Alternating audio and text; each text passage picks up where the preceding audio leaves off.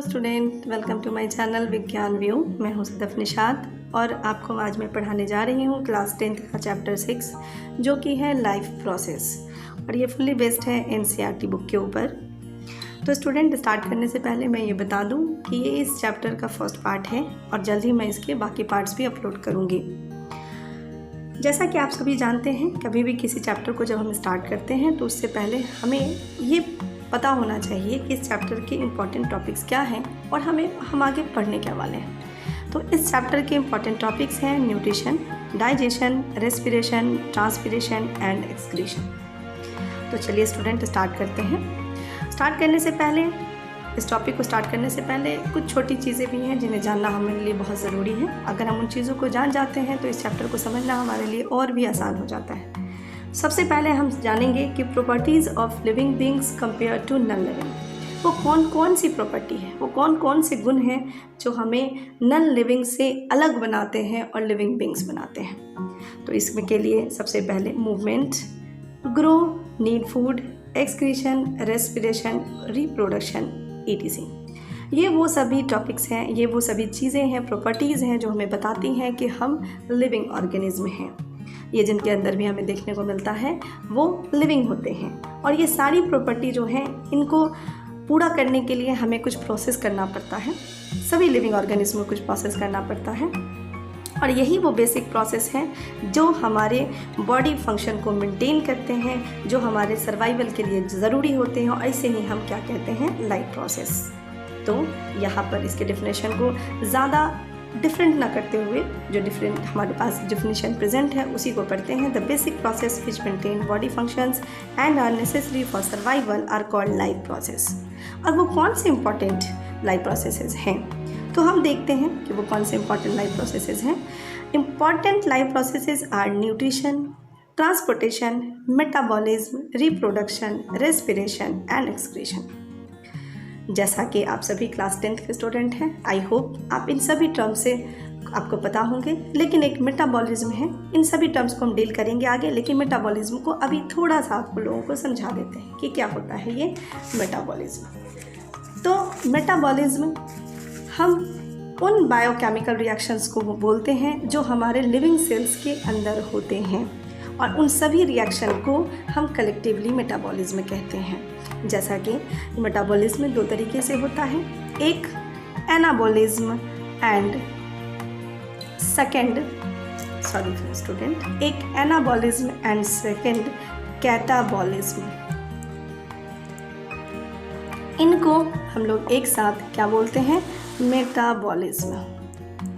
अब ये क्या चीज़ें हैं, जब हम लाइफ प्रोसेस के बाकी प्रोसेस को आगे डील करेंगे तो वहाँ पे हम इन चीज़ों को अच्छे से समझ सकते हैं। ठीक है स्टूडेंट, तो हम लोग आगे बढ़ते हैं और अपने दूसरे टॉपिक्स को देखते हैं। हमारा दूसरा टॉपिक है जो इस चैप्टर के मेन टॉपिक में था, और वो है न्यूट्रिशन। न्यूट्रिशन क्या है?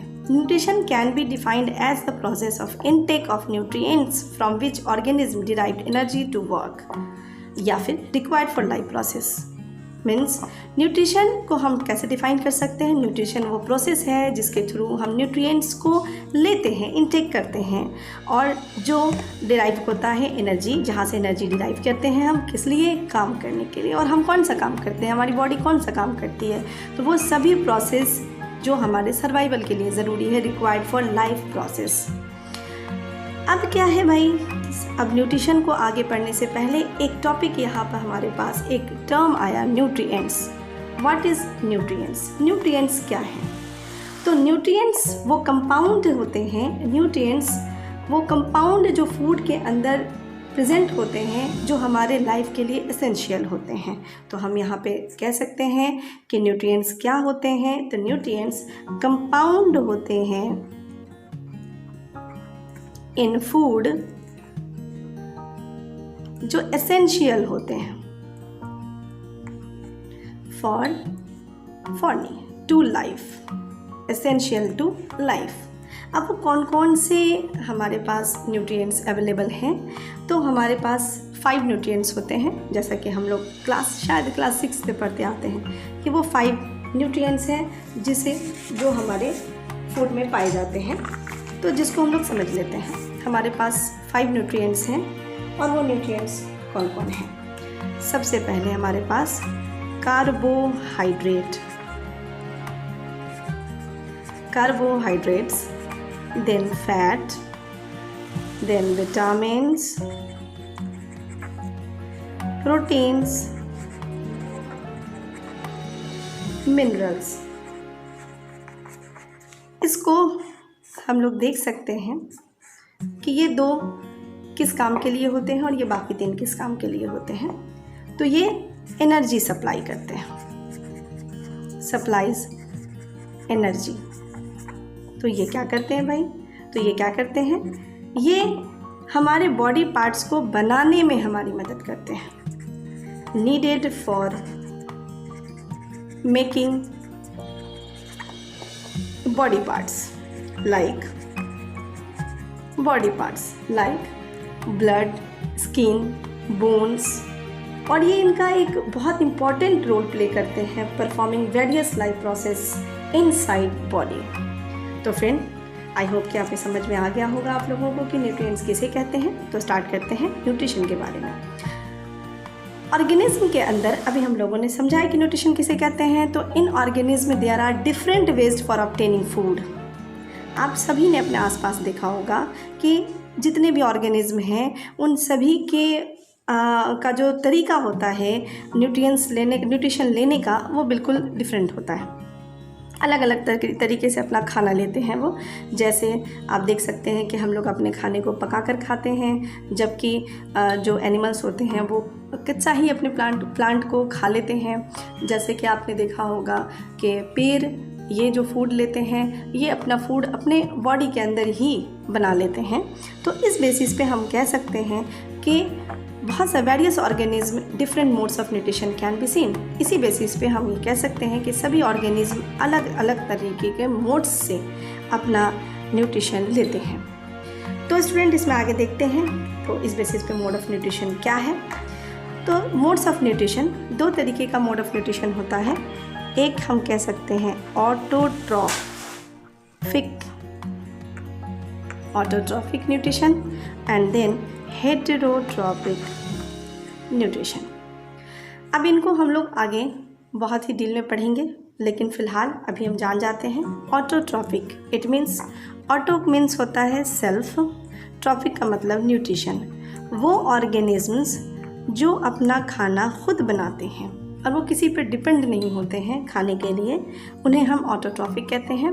जबकि हेटेरोट्रॉफिक जो अदर पे डिपेंड हो, अदर पे अपने न्यूट्रिशन के लिए डिपेंड हो, उन्हें हम हेटेरोट्रॉपिक कहते हैं। अदर कौन? लाइक आपने देखा होगा कि आप खाने के लिए प्लांट्स पे डिपेंड होते हैं और एनिमल्स पे डिपेंड होते हैं, एनिमल प्रोडक्ट पे डिपेंड होते हैं। जबकि कुछ एनिमल्स हैं लाइक टाइगर, ये अब खाने के लिए ठीक है प्लांट्स पे डिपेंड नहीं होते हैं, लेकिन ये जिस ऑर्गेनिज्म को खाते हैं वो प्लांट्स पे डिपेंड होते हैं। या हम ये कह सकते हैं कि हेटेरोट्रॉपिक न्यूट्रिशन किसे कहा जाता है? जिसमें डायरेक्ट और इनडायरेक्टली हम किसी और पे, प्लांट्स पे और एनिमल्स पे डिपेंड होते हैं, उन्हें हम हेटेरोट्रॉपिक कहते हैं। तो इन सभी को आगे अच्छे से डील करने से पहले हम इसका कुछ ओवरऑल देख लेते हैं कि ये क्या होता है। तो हेटेरोट्रॉपिक, जब इनको हम और भी डिफाइन करते हैं और भी डिवाइड करते हैं तो पता चलता है कि हेटेरोट्रॉपिक में क्या होता है। ये 3 तरह के ऑर्गेनिज्म होते हैं, saprophytic, parasitic and holozoic. Saprophytic वो होते हैं जो अपना खाने के लिए डेड डिकेइंग मटेरियल पे डिपेंड करते हैं।